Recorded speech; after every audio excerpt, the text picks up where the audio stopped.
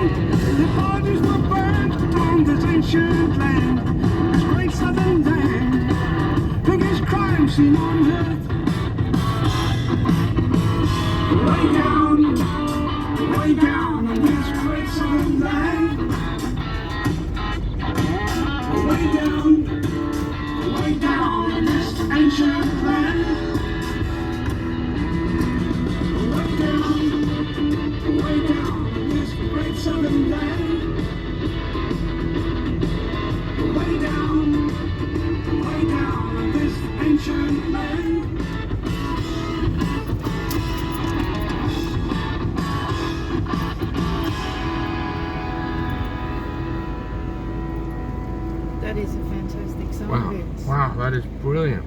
Do you have a CD we can buy off you? Thank you. That's wow. So you got an album of this material? I've got a compilation. What do you call it? Compilation album that I was selected to go on. Yeah, right. And it's called Sounds of the Midwest by Wham. Wham is West Australian Music. Yep. It's a government organisation. Yeah, right. Where do we buy a copy of that? Yeah, it's a great song. It's a brilliant song. Really rocks.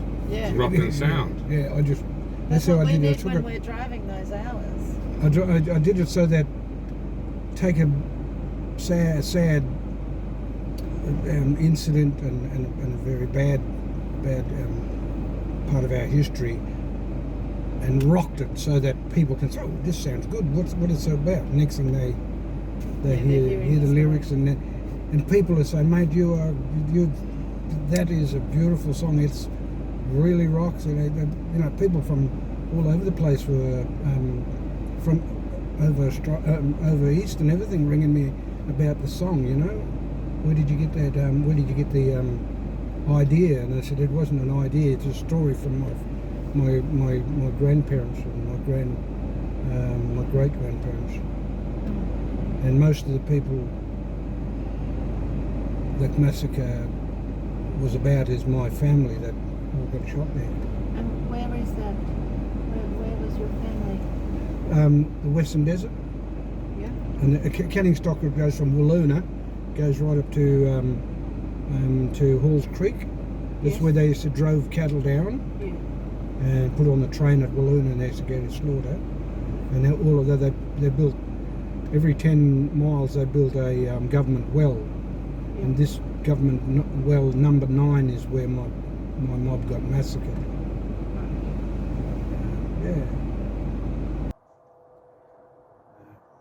Although I was part of the stolen generation, my mum used to always chase me up and find out where I was, and she'll pinch me and we'll take off bush. That's where I was getting all my learning from my grandmother and my grandfather, my mum. So culture in me and laws and customs were with me from a very young age. I knew my skin group when I was 2 years old. And you're saying there's a difference between customs and culture. There's a strong difference. The culture, I don't really believe in culture. Right. But the customs, that's something different. Yeah, Europeans got their customs where they go to church every Sunday, That's ongoing. They've got Christmases. They've got birthday parties and things, But customs is something different. It will protect you if you're out in the scrub and you're lost. If you wanted to walk across the desert to Alice Springs from here, if you don't know your laws and customs, you'll never make it out there. No way. So those song lines that Mr. No manner. Nanup talks about is the things that will save your life out in the desert. It'll tell you, know them song lines, it'll tell you where there's water, where's the best place to go for food and as you're travelling. See, some of the water holes out there, you wouldn't be able to see them because they're right in front of you, but they're only just little water holes and it's permanent water. And in them song lines, it'll tell you where to go.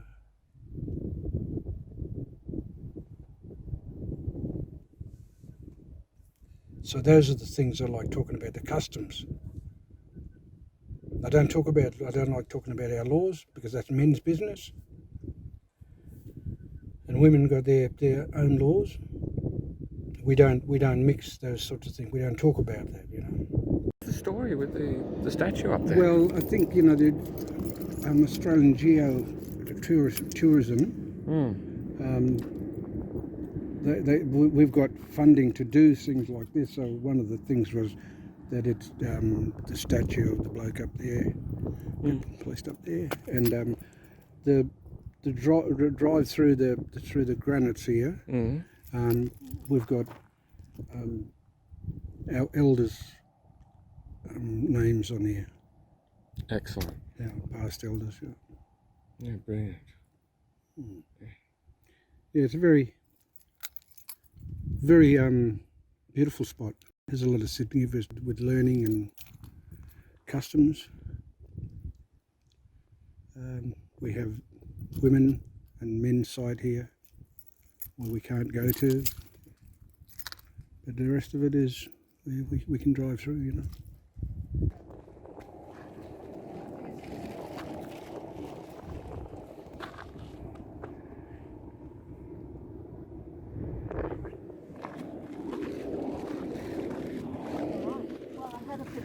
Interest in the desert fern. Yeah. I saw some under the rocks. Where were we with? We're right through near. Yeah, we'll go with Vince and we'll see Right what we near can the find. Yeah. breakaway. Okay. There were rocks, and then there were ferns growing underneath. How big were they? The ferns, the fern leaves were probably like that, Yeah. but they were right underneath. Oh, okay. See if we can find one.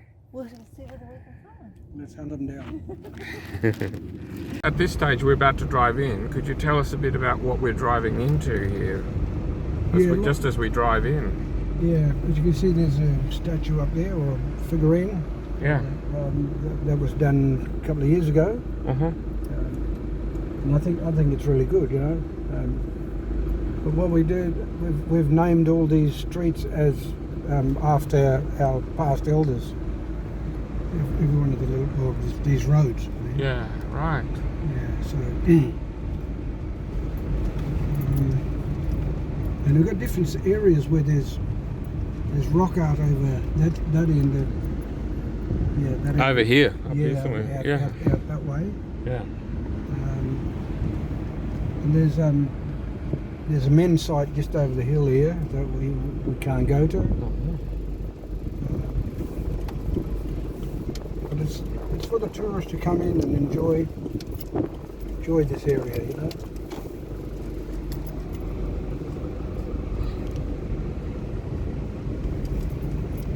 And just at the back there is where we did scenes from the furnace. Sounds from, that was that film you were talking about. Yeah. God, what an extraordinary place. Yeah.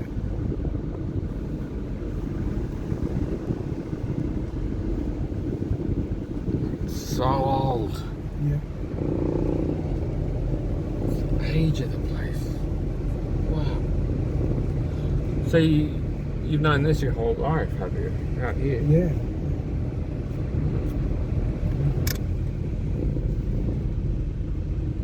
And in my lyrics, I talk about this sort of stuff, you know, Good. ancient, Yes. Yes. sacred. Yeah. Yeah, I really relate to that.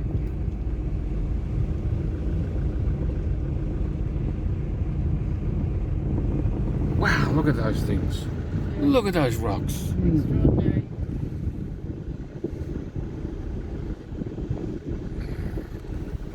Venerable. Yeah. This is where I was taken away by the government. Oh. The government took you away from here. When I was very small.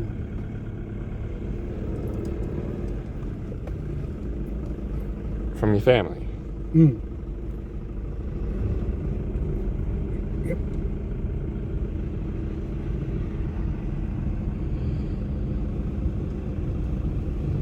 What was it like when you really early childhood? A very different place, I'm sure. Yeah.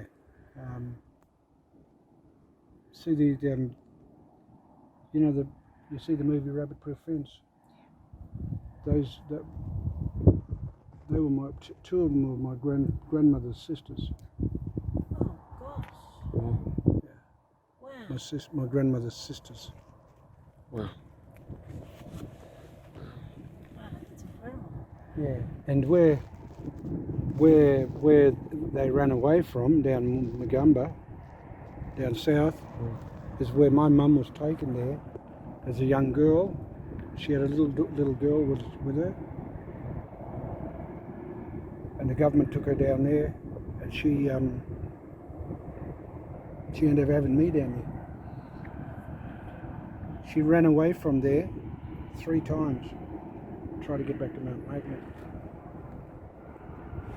And the 3rd time she ended up, they just gave up chasing her. I was 6 months old when that happened, middle of winter. Astounding story. It's a fantastic story. She did that with a 6-month-old. Can you imagine that? Can you imagine that? That's heavy. But I know you do impossible things Yeah, when it comes to when the your chips are children. down. When the chips are down, you do impossible things. How many people was she travelling Especially with? for your baby. Yeah. There's only two other ladies. Don't know who they were. And me and my sister. 6 months, and your sister was how old? She was 7 months. She was 7 years older than me. Yeah, well, And then she was taken away by the government. Then I was taken away a year or 2 after. So you were a toddler. I was I was probably 7, Right. 6 or 7. Yeah, I was 7. She was a bit older than me, see, 7 years older than me. So, yeah. were you taken to the same place? Did you see her again? Never. My sister, Yeah. never. I met her children. She, I was trying to get in touch with my sister, and before she passed, but she wouldn't reconnect.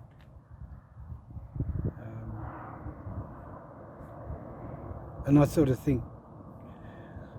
always think why. Until I met her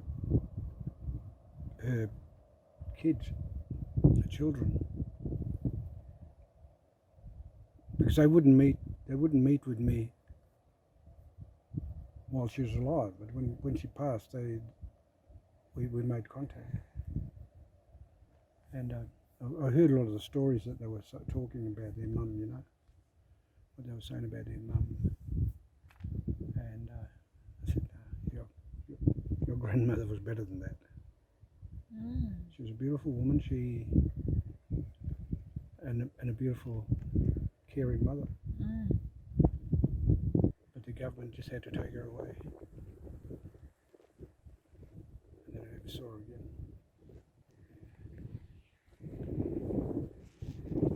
That's what I mentioned. Go through. Yeah. It's very hard to imagine. Like traditionally, if a lady has twins, they have to get rid of one. Can't leave her out the bush and let her die. And the story that my grandmother and my mother told me was my great-grandmother, or my grandmother had twins, and one of them was my mother. And my grandmother, or my great-grandmother asked my grandmother, her grandmother asked, "You're going to have to choose one of these girls." Anyway, she ended up taking one away and left up the bush, thinking the elements will take her, And in the meantime, back at the camp, this is right out in the desert I'm talking about, Right out, back at the camp, the other girl dies. So my grandmother runs up the bush to see if the other one is still alive. And she's bawling her head off. But dingoes were there with her, stayed with her all day. Maybe suckled her as well. I don't know. But my grandmother grabbed my mum and took her back home. That's an astounding story. It's an incredible story. So, yeah. So we're meant to be. You're Yeah. meant to be here. Yeah. Tell A lot us of- that story. Yeah. A lot of my mum and my grandmother told me a lot of stories about the Western Desert, where I love that country. I love this country. I've been all over the place in West Australia, meeting a lot of people, learning different languages. Yeah, now I'm settled down. You come back. Retired, yeah, and just doing what I can do, Still writing songs. Yeah. It's a great place to come back to. Yeah. Can I come back to this? Yeah. Lemongrass. Yeah. Come back to the lemongrass. Yeah. I know. Yeah, it is. You were saying there's 4 skin groups in a community. In this area, yeah. In this area, right. And in a community, there's an invisible line that runs through that community to separate those 4 groups into 2, where you cannot marry over that line.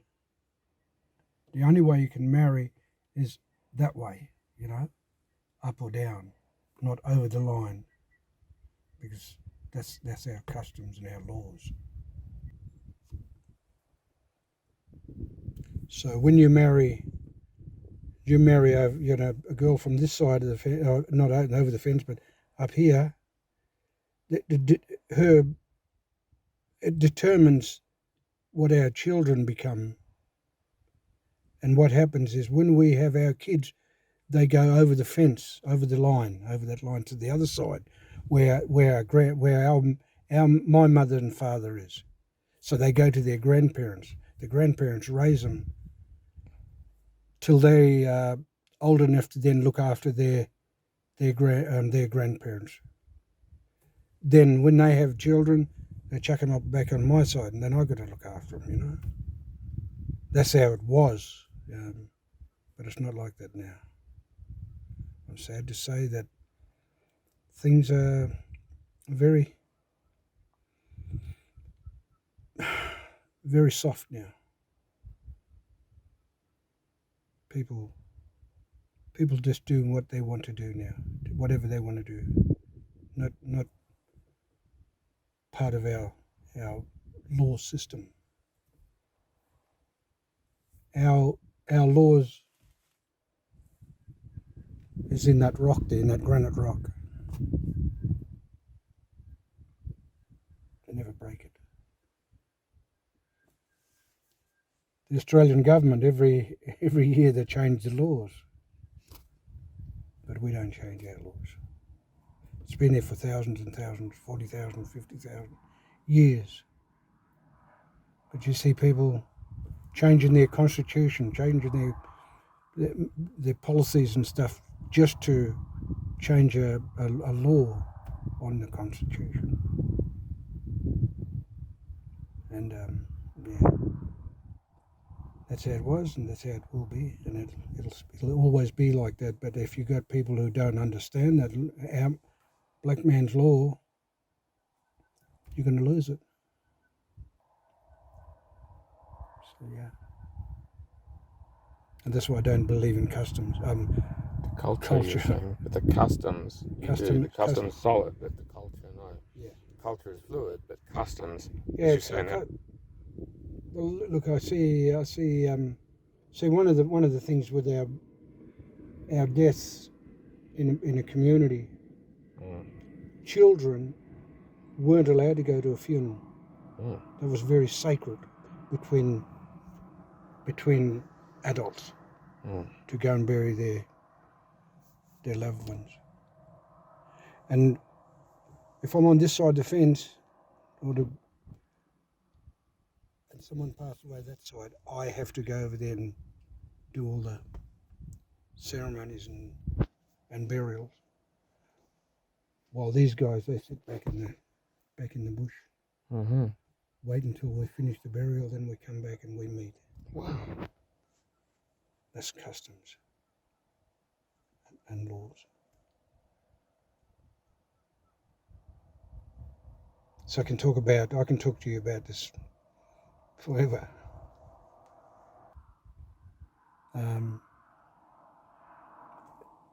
And my skin group is Milanga. I can only marry a Burunga girl, and she can only marry a Milanga. So that's on this side of the fence, or this side of the line.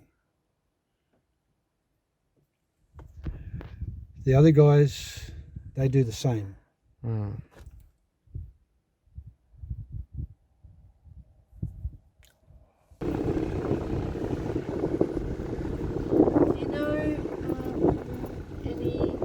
Or animals that you don't see here anymore, or that are rare?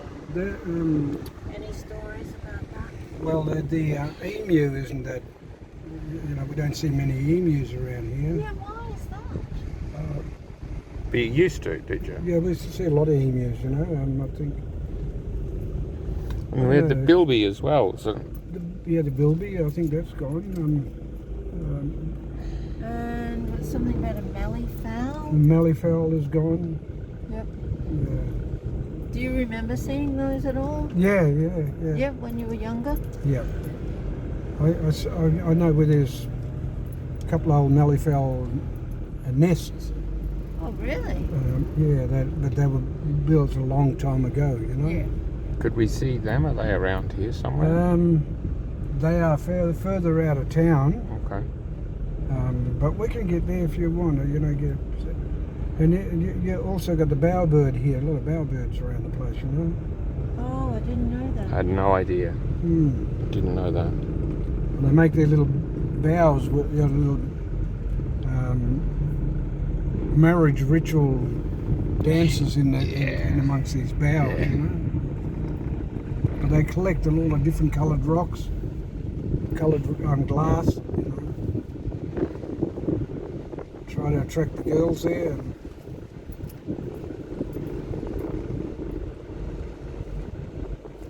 I think that's where the lemongrass is up there. Okay, great. So one of the things I think we should be doing now is see all of these plants here.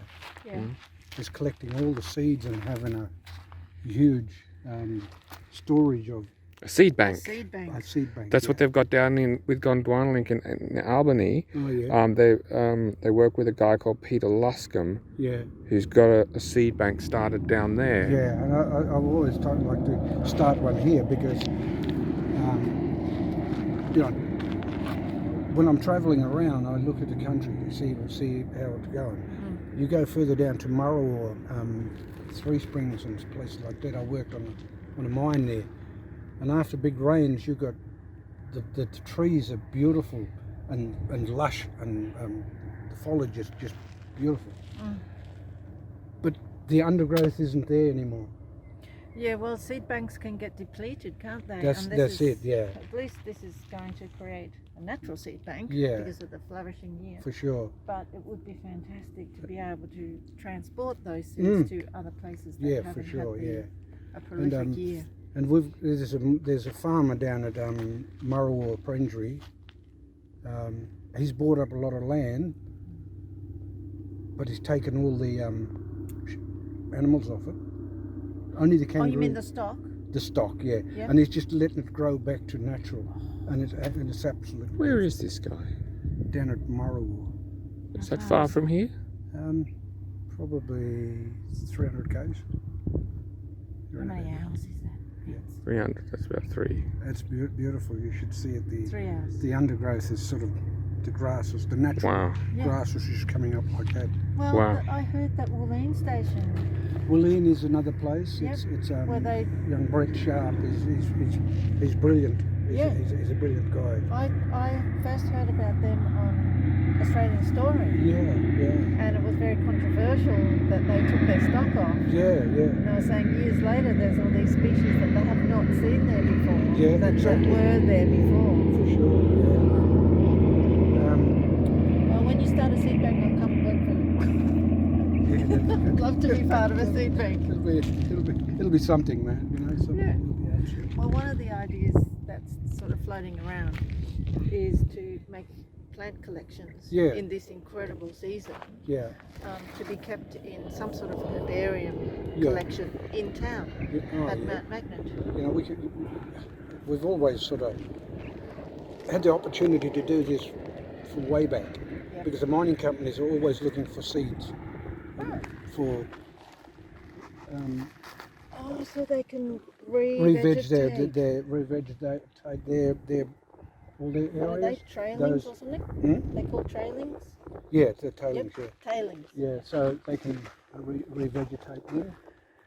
It starts slowly coming back, but it takes a long time, you know, because I think the